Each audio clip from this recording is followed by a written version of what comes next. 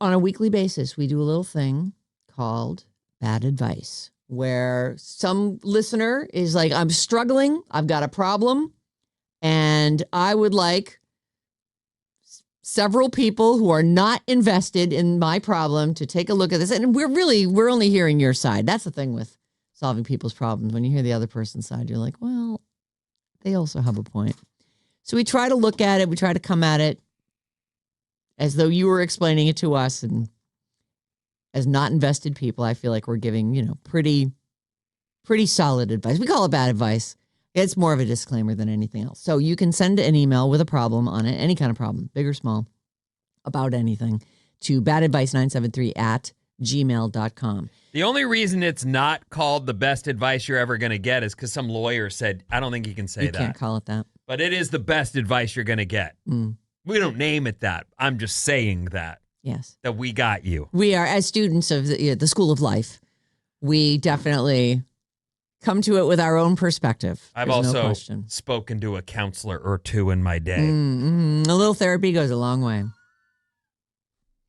So this one, I actually feel like this one is, at first I thought it was easy. And then you have to consider that there's more than one person involved here. And it's interesting. I'm actually glad my sister's here because this is about a child. And you have like a degree in elementary education, correct? I do. Okay. So maybe you'll have special insight on this. Dear radio friends, I'm in a parenting spiral and I need your honest take, especially Vinny, since he has young kids. My husband and I have a 5-year-old son. He turned 6 in May. We speak Russian at home. I moved here when I was 12, and he attended a Russian-speaking daycare where, unfortunately, he was mostly just having fun and not learning much until age 5.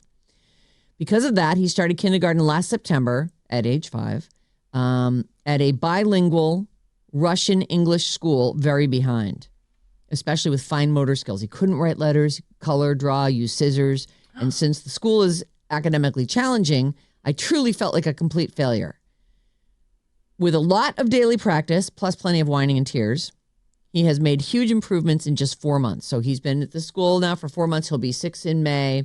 It's kindergarten where it sounds, and the expectation in kindergarten is a lot higher than it was when we were kids. That was preschool. That was like you went there, you played. It was sort of like getting used to going into school every day.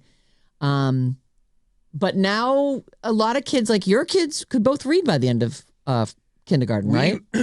We read it. They could read before kindergarten, right? Because we read at home every night for their whole lives. Well, so, they were with Sue, who I'm sure was also teaching them letters. To them. And often when I would pick up my kid, Sue would be sitting cross-legged on the floor with my kid in her lap and a book in front of it, like reading to my kid. And I always just loved it. Like, that is what I want you to do. So, yeah, reading is an important part. I'll tell you what I learned in kindergarten. I left kindergarten with the ability to tie my shoes. That was it. That's what I left with, too. They had a big tree on the wall, and you got a brown, construction paper shoe up on the tree when you could tie your own shoe. Oh, that's amazing. In front of Mrs. Travis. That was the thing. That was what I left with. And you know what? Is she in second grade? I don't know what grade she can, but kind of can't really tie her shoe, but she'll read any book to you. So the priorities have changed considerably, is my point. To me, we all had to tie our shoes in the olden days. And now, like, between slip-ons and Velcro. She's a slip-on girl. Yeah. It's not the necessary thing that it used to be. Right. All our shoes tied on. You got to tie them on. So with a lot of daily practice, plus plenty of whining and tears, he's made huge improvements in just 4 months. He can now write letters in both Russian and English. Not perfectly, but it's real progress, and the school's noticed too. Even so, they suggested it could be very beneficial for him to repeat kindergarten next year, framing this year as more of a pre-K and next year as his true kindergarten. They feel first grade will be much more challenging at this stage, and I completely agree because apparently he goes to public school after this, and he'll be in English speaking only classes. So he'd be 6 when he starts kindergarten again, but since his birthday's in May, I don't see it as that big of a stretch. So he'd be 7 when he started first grade.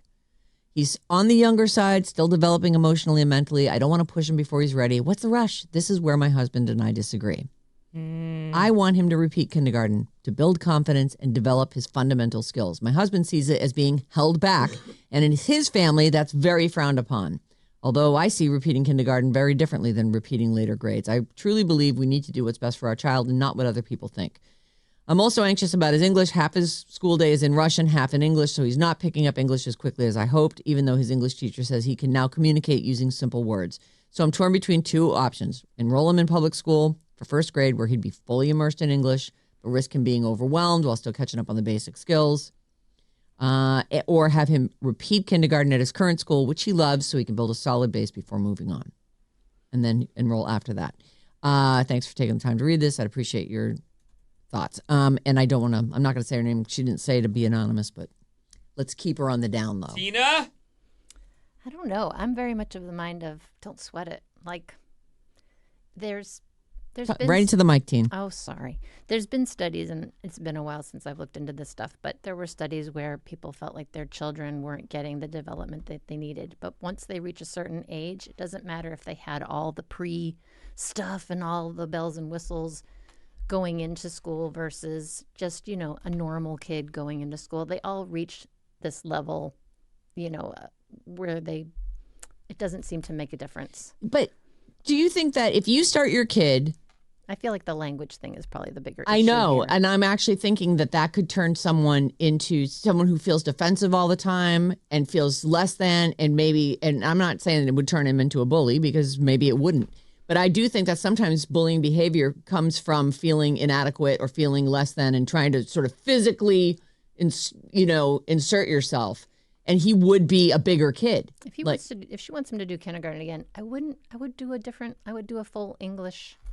Do a full English. That's what I was thinking. You know what? Yeah. That's actually a good Do point. I was language thinking at home. Yeah, I was thinking do kindergarten at the public school that he's going to go to instead of redoing it at this school. I like that. I actually think that might be the answer I here. think that's the bigger issue. With our kid, especially Edie, because we came out of the pandemic, we were absolutely all about keeping her out of kindergarten as long as we could. Mm-hmm. So she started at 6. She started first grade as a 7-year. I think a lot of people are doing that too. It's very normal now, and the part of my argument, as me and my wife were talking about it, was kids aren't rushing out of high school into the workforce to pay their rent. Like, that's not anybody's priority anymore. They're more like, I'll take a gap year, or I'm going to do anything, or I'll go to college. Like, but there's no rush to get into living. Like, people now are at home until they're 30. So what is the rush? Like, you're basing this on a previous couple generations where it seemed like you wanted them out early. You seem to have the money to put this kid through school, so it's not like that's not a free school, right? I'm not sure how that works, but I know about French school. If you can show that you have French, if you have a French citizenship or a dual citizenship, you do get free school. Oh, like there are, and that's the only one that I have any because my girlfriend has a French citizenship, I think, and so her kid went to like local French school, and there are all these different, like you wouldn't know about them unless you were Russian or were French. So I don't know how, it's going to play out for your child, but I know for me, I thought there's no reason to push my kid into school early. So she would have been young or she would have been on the older side. And I just thought the older side. Why? What is our rush? Like, yes, we'll have to pay for daycare or whatever for another year, which financially is, a burden for anybody. Even if you've got the money, you're like, fudge. But I think, waiting is the move, and keeping him back is not a penalty. It's he's not ready. Keep him back here rather than keeping him back in 6th grade when they go, this kid cannot go to junior high yet. Right? Yeah. And then at that point, he'll know all of his classmates, and there will be much more of the social vibe that, he got held back. Versus now that nobody knows him yet. He's not even in his permanent school yet. Especially if he changes schools. Like if she, put him into something that he'll be immersed in English. Kids it is true. They will learn a language so much faster than an adult. They're sponges. Yes. They learn everything, but you don't want to. And he's already got a bit of a base. You just don't want to put.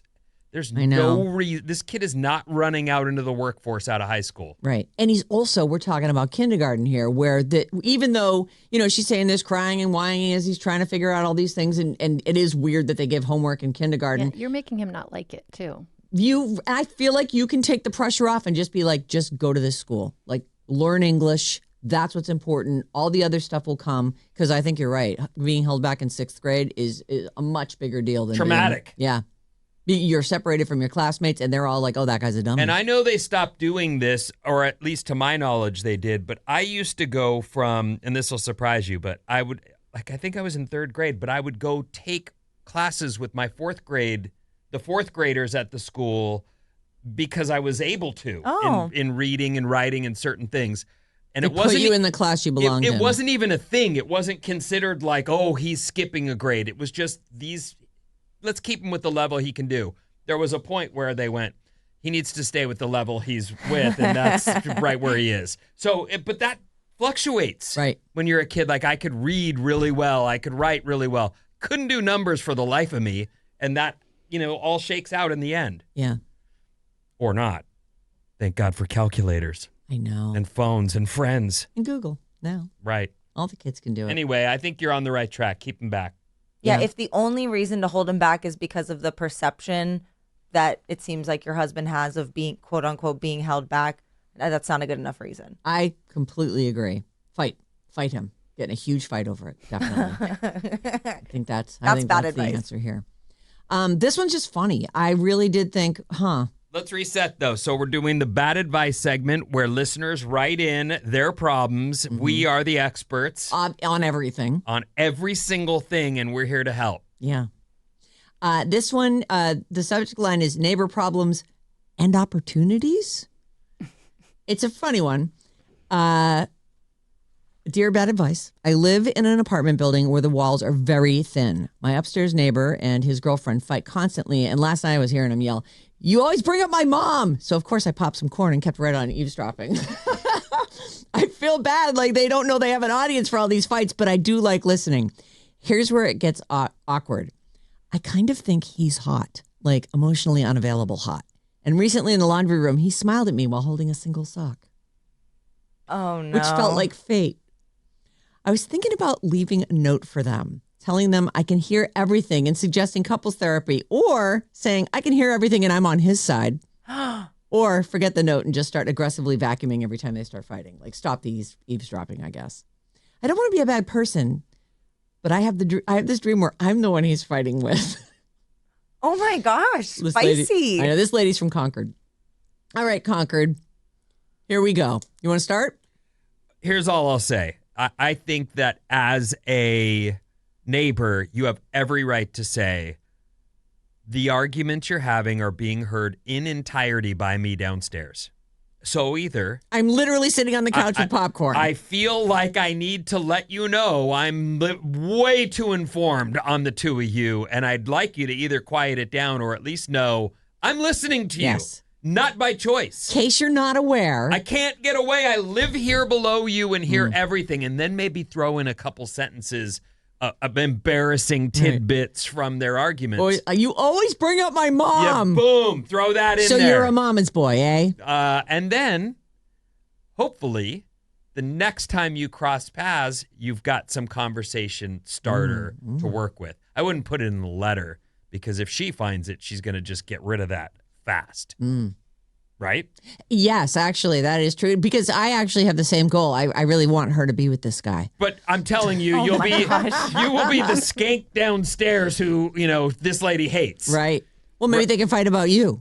You could listen to that whole thing. That'd be fantastic. I feel like my opinion might be surprising, but if the arguments aren't disturbing you, I mean, if it's bothering you, you can definitely say something like, hey, by the way, like recently I've started to hear you guys a lot more. I don't know if you took a carpet up or something. Make up some excuse. Don't make it sound like you've been listening for a long time, because that will embarrass them. But if it's disturbing you, say something. But if you're enjoying it and it's not bothering you, I think you should just stay out of it, honestly. Like, that's not your monkeys, not your circus. But she's into the dude. I That's think ridiculous. Yeah. I like it. I don't think you should get involved with your neighbors. I keep my neighbors I at don't arm's know. length. I don't know why arguing would make you hot. That's a problem. Yeah, I think maybe in her head, she's like, I wouldn't argue with him. That's such a good point. Okay. You need therapy. And I do his laundry for him so he wouldn't have to, so he couldn't be down there smiling at other ladies. Anybody who's in a relationship who's had arguments would tell you, you're nuts. Especially because it's about his mom, right? Like he's got mommy issues. Why are you attracted to that? No. People are desperate for a relationship. I don't have a problem with you making contact, letting them know you're hearing them, and if something blooms out of that, fine, I guess. But I don't think you go straight. I like them together. I think that he has mommy problems. She's super sneaky. What if the next time you run into one of them in the elevator, you just say, you know what you should do?